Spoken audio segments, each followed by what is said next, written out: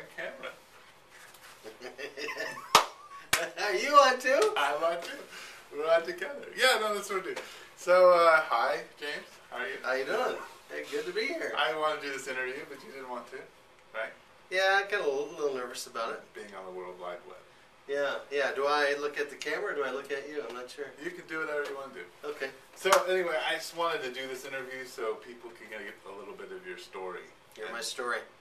So, tell me about your kids, tell me about your wife, and then I'll ask you a few questions and you'll be done.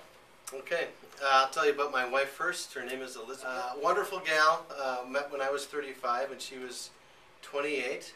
We both got married a little late, which was good. I had kids a couple of years into our marriage. Max, who's almost 5, Luke, who's almost 3, and Abby, who is about almost a year and a half. Abby's so cute. She is cute. I love Abby. She's adorable.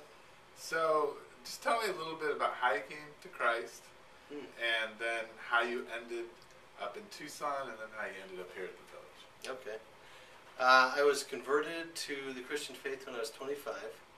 Came out of a lot of brokenness, a lot of sin, broken relationships, trouble with the law, downcast. It was pretty rough.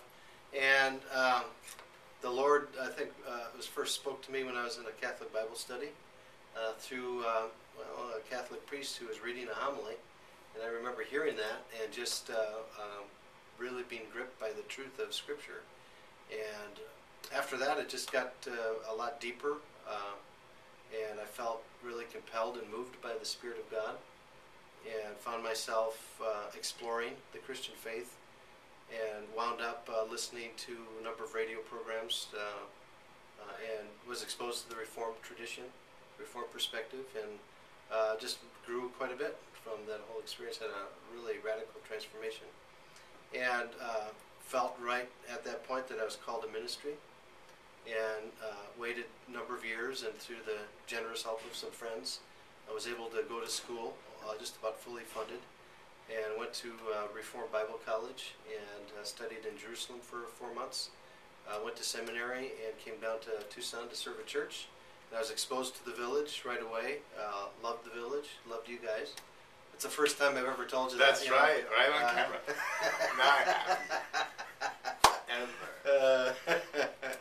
And I really appreciated what the village was about, and very missional, very indigenous to the context here in Tucson, and fell in love with it, and always dreamed about serving alongside of you, my good brother, and with Rod too. So God opened those doors through a big season of turmoil and transition, beginning last year, and here we find ourselves being funded to come on staff at the village. So we're really excited about it. So, what exactly are you going to be doing at the village? At least up to now that you know.